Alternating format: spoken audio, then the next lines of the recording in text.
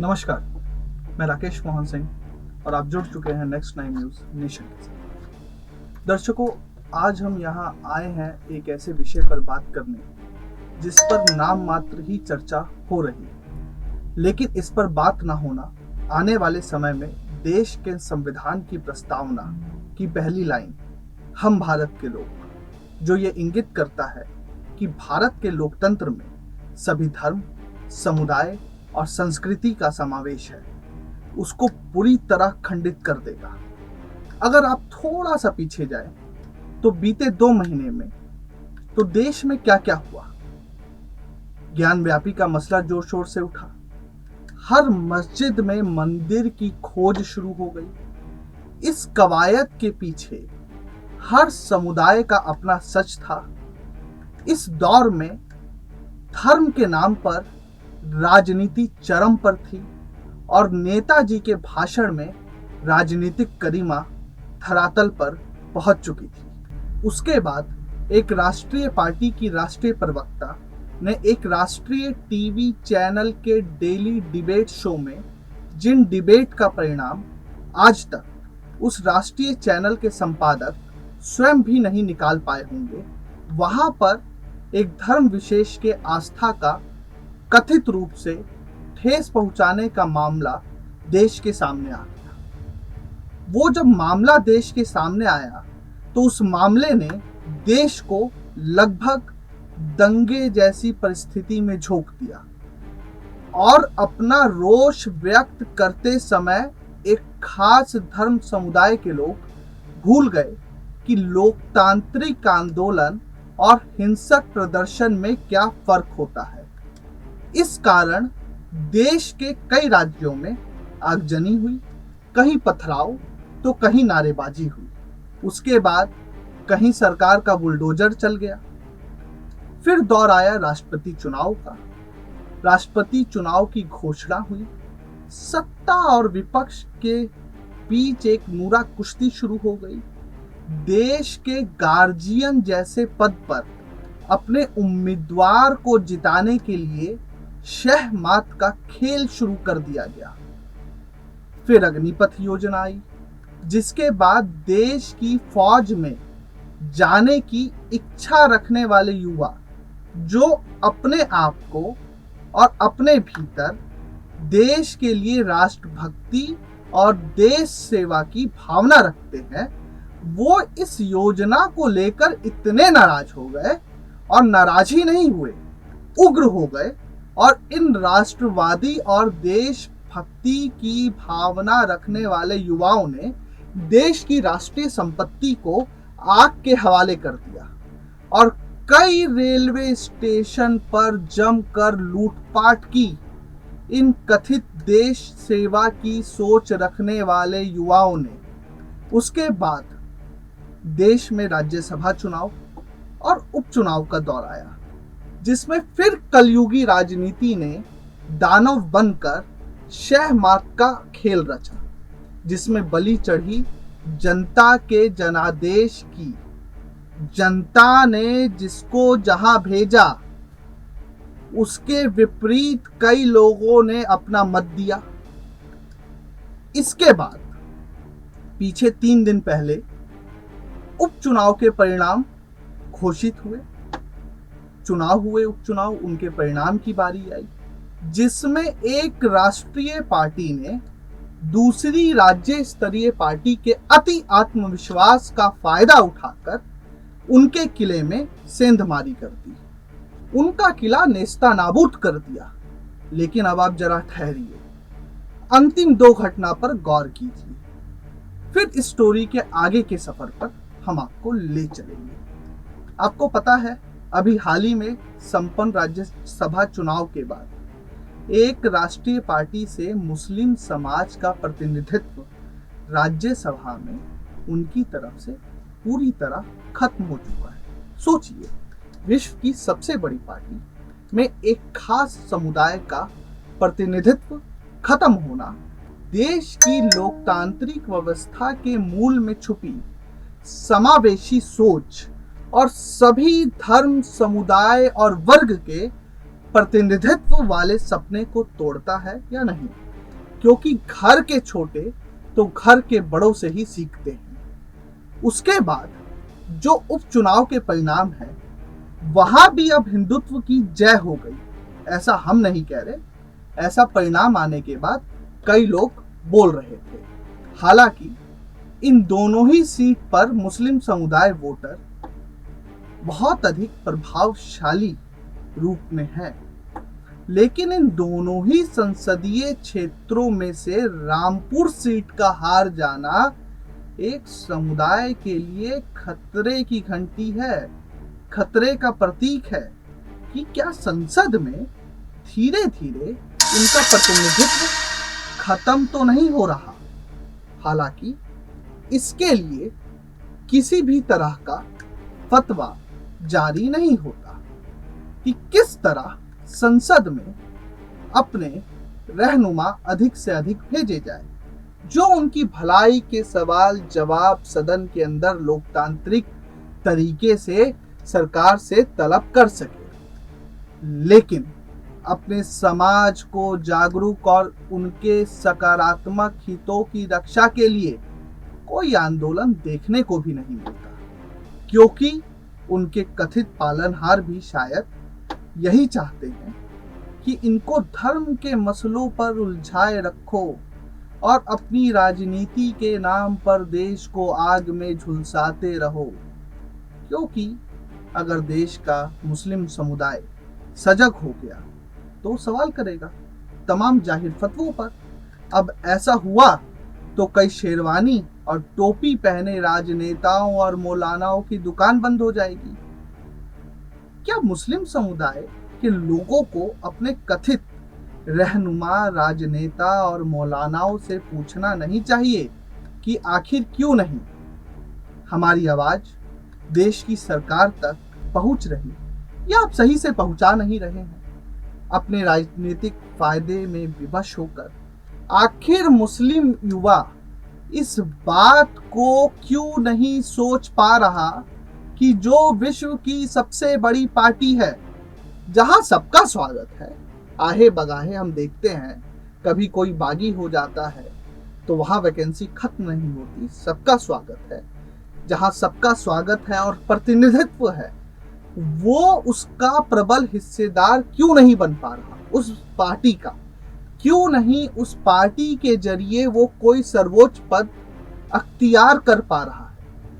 आखिर आज ऐसी क्या नौबत आ गई कि कई उनकी चहेती राष्ट्रीय और राज्य स्तरीय पार्टी भी अब उनसे नजरें चुराने लगी है? आखिर किन कारणों की वजह से देश की राजनीति की परिपाटी ऐसी बना दी गई कि वो एक विशेष समुदाय वाला चोर और सामने वाला ही हमेशा कोतवाल की परिस्थिति में रहेगा?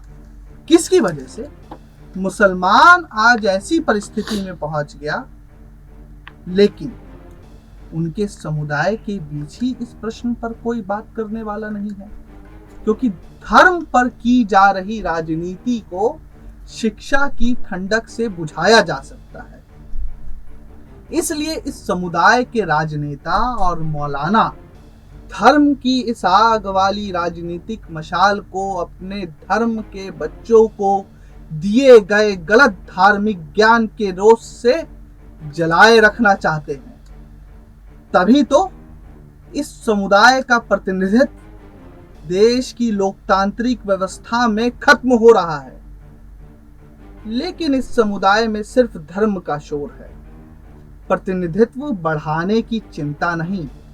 दर्शकों, हमारा देश लोकतांत्रिक व्यवस्था वाला देश है।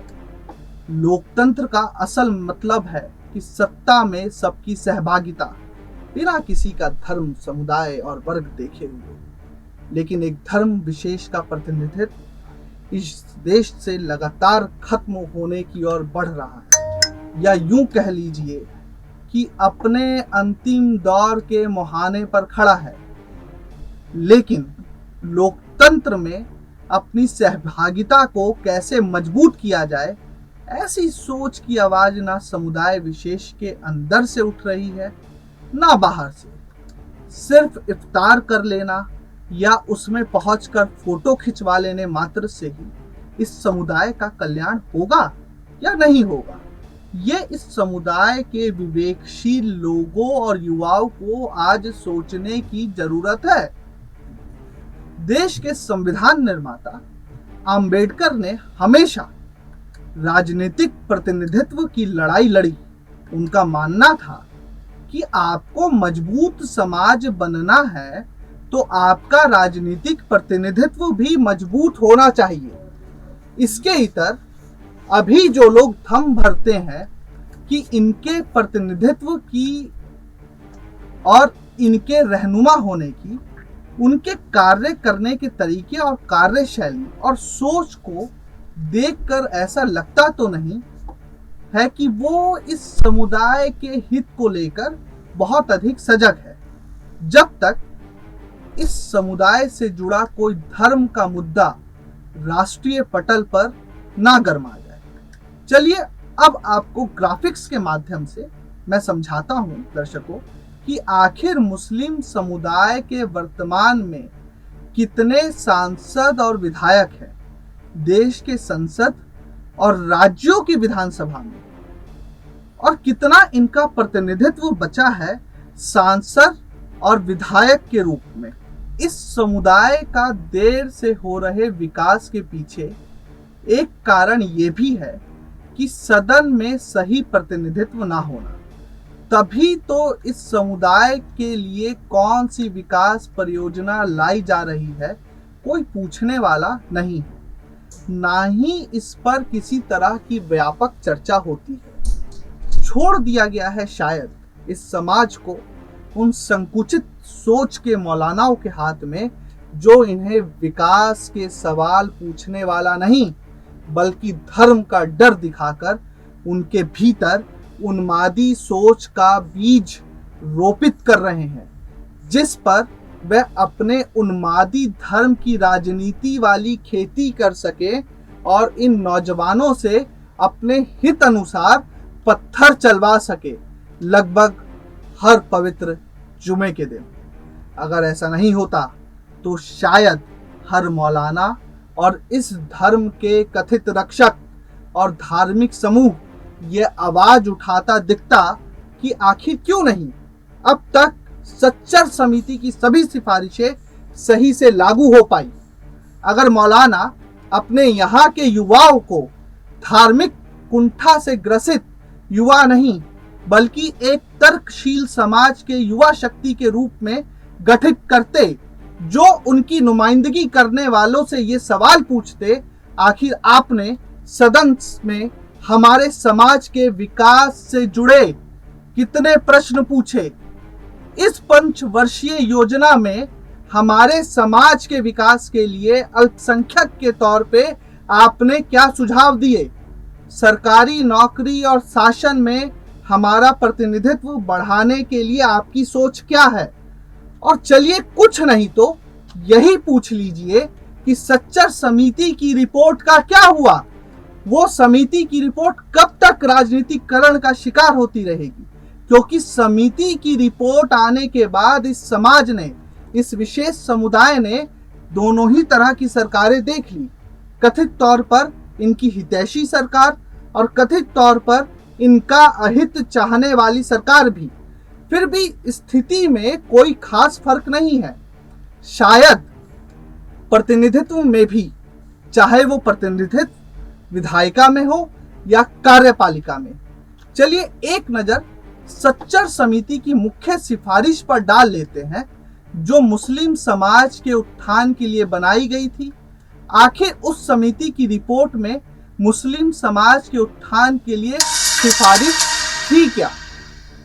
सच्चर समिति की जो मुख्य सिफारिश थी, शिक्षा सुविधा, रोजगार, महिलाओं के लिए सूक्ष्म वित्त को प्रोत्साहित करना, वक्फ संपत्तियों आदि का बेहतर इस्तेमाल, कौशल विकास, सकारात्मक कार्यों के लिए उपाय, इक्वल अपॉर्चुनिटी कमीशन, जिसका अभी तक धरातल पर कोई नामो निशान नहीं है।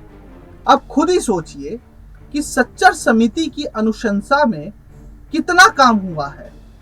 इसको लेकर इन शेरवानी पसंद और टोपी पहने मौलानाओं ने कहा है कुछ अपने धर्म के युवाओं को कि आप सरकार से सवाल करो, हम आह्वान करते हैं सत्याग्रह करो कि आपके लिए जो विकास कार्य की अनुशंसा की जा चुकी है उसकी गति इतनी धीमी क्यों है।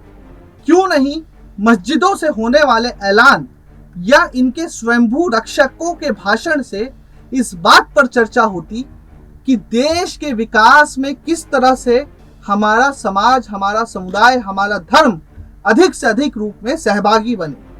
क्यों नहीं इस धर्म विशेष समुदाय के लोग अपने विकास से जुड़े प्रश्न को लेकर अधिक सजग होते हैं, अलबत्ता इस बात को लेकर कि किसने हमारे धार्मिक भावनाओं को अहित किया। धर्म की हिंसक लड़ाई से सिर्फ समाज के भीतर उन्माद उत्पन्न होता है और जितना जल्दी इनके शेरवानी पहने नेता और मौलाना समझ ले उतना देश और इनके समुदाय विशेष के लिए बेहतर होगा। अब चलिए इस धर्म के नाम पर उफनते समाज को और इस धर्म के नाम पर जो मौलाना इस समाज को उन्मादी बना रहे हैं उस धर्म के भीतर शिक्षा, रोजगार और कौशल विकास, तीन मुख्य बिंदु जीवन जीने के, शिक्षा, रोजगार और कौशल विकास में सहभागिता पर इस समुदाय, इस धर्म का कितना सहभागी है ये समुदाय और धर्म, इस पर एक नजर डाल लेते हैं। जो इनके सत्याग्रह करने की असल वजह होनी चाहिए थी, लेकिन वहां अपनी सहभागिता बढ़ाने के लिए इस समाज के अंदर या बाहर से ऐसी कोई मुखर आवाज उठती हुई नजर नहीं आती है। आखिर ऐसा क्यों होता है? क्या ये शेरवानी पसंद नेता और मौलाना नहीं चाहते हैं कि इनके समाज के युवा मुख्य धारा से अधिक प्रबलता से जुड़े, जिसका जिक्र देश के प्रधानमंत्री कई मंचों से कर चुके हैं कि वो भी चाहते हैं कि इस धर्म विशेष के युवा पत्थर छोड़ हाथ में लैपटॉप थामे। चलिए एक नजर डालते हैं शिक्षा के अलग अलग स्तर पर मुस्लिम समुदाय का प्रतिनिधित्व कितना है। अगर 2011 की जनगणना के अनुसार बात करें तो भारत में रह रहे अल्पसंख्यक समुदाय के बीच सबसे अधिक निरक्षरता 42.7% मुस्लिम समुदाय में ही है। क्रमशः दूसरे अल्पसंख्यक समुदाय की अपेक्षा वही मुस्लिम समुदाय में साक्षरता दर 57.3% यानी 57.3% है। भारत में कुल औसत साक्षरता दर 73% है। तो आप खुद ही समझिए इस बात को आप खुद कि शिक्षा औसत से भारत का जो राष्ट्रीय शिक्षा औसत है उससे मुस्लिमों में जो औसत शिक्षा है वो 15.7% कम है। अब आपको ग्राफिक्स के माध्यम से समझाते हैं कि भारत में रह रहे दूसरे अल्पसंख्यक समुदाय मुस्लिम समाज की अपेक्षा साक्षरता में कहाँ खड़ा है। सिख अल्पसंख्यक समुदाय में साक्षरता दर 68.8% और निरक्षरता दर 32.5% है। बौद्ध अल्पसंख्यक समुदाय में साक्षरता दर और 71.8% है और निरक्षरता दर 28.2% है। ईसाई अल्पसंख्यक समुदाय में साक्षरता दर 74.30% है और निरक्षरता दर 25.6% है।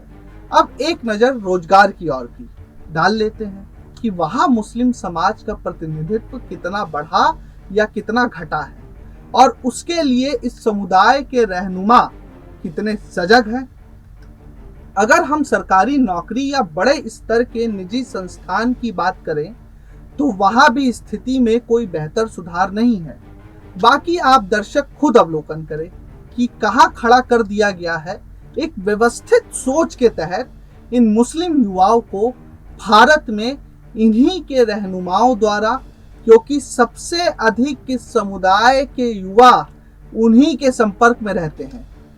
अब आपको ग्राफिक्स के माध्यम से समझाते हैं कि निरंतर तनख्वाह प्राप्त नौकरी यानी कि औपचारिक नौकरी, जिसे आम भाषा में फॉर्मल सेक्टर कहते हैं, वहां इस समुदाय की सहभागिता कितनी है अपने जनसंख्या के तुलना में।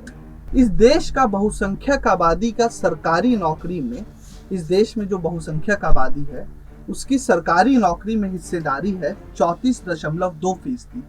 वहीं निजी क्षेत्र में इनकी हिस्सेदारी है 13.1%। मुस्लिम समुदाय की हिस्सेदारी सरकारी नौकरी में 23.7% है। वहीं निजी क्षेत्र में इनकी हिस्सेदारी 6.5% है।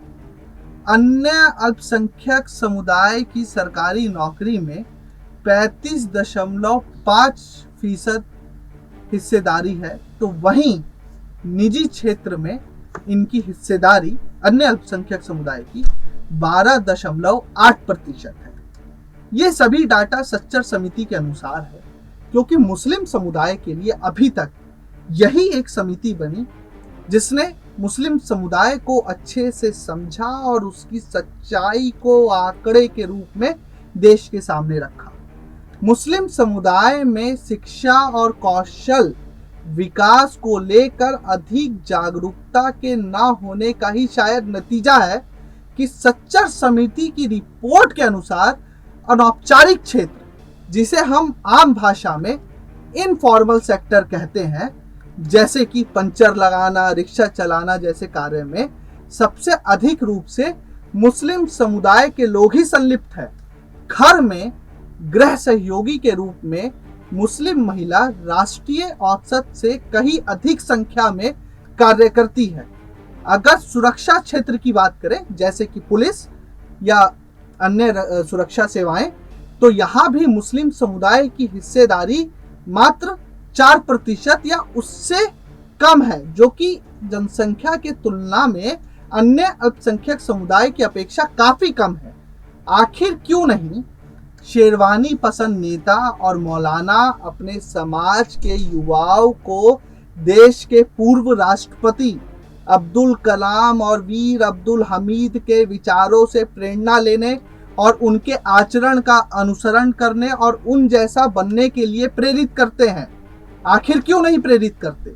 इस समाज के युवाओं को ये समझने की आवश्यकता है कि अगर आपको ये लगता है कि इस देश में आपके प्रति पक्षपात चरित्र दिखाया जा रहा है, तो आप अपने मौजूदगी और सहभागिता को संविधान के हर स्तर पर बढ़ाने का प्रयास करें, जिससे आपकी बात को अधिक से अधिक सुना जा सके।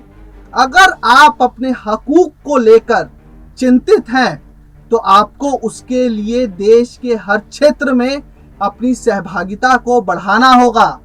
आपको नेताओं और मौलानाओं का टहलुआ बनने से बचना होगा। अगर आपने समय रहते देश के हर क्षेत्र में अपनी सहभागिता नहीं बढ़ाई, तो ये जो नेता आपको अपना टहलुआ समझते हैं, आपको आपकी कम सहभागिता का डर दिखाकर, इस देश में आपके मिनिमम पार्टिसिपेशन का डर दिखाकर आपको अलगाववादी बना देंगे।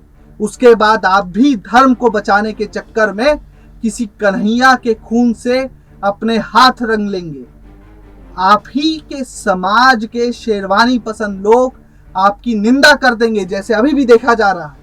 इसलिए प्रधानमंत्री की सोच के अनुरूप देश की मुख्य धारा में अपनी सहभागिता बढ़ाएं और अलगाववाद से अपने समाज, अपने परिवार और समुदाय को बचाएं। आज का विश्लेषण यहीं तक था। देश और दुनिया की तमाम खबरों के लिए जुड़े रहिए नेक्स्ट 9 न्यूज़ नेशन के साथ। धन्यवाद।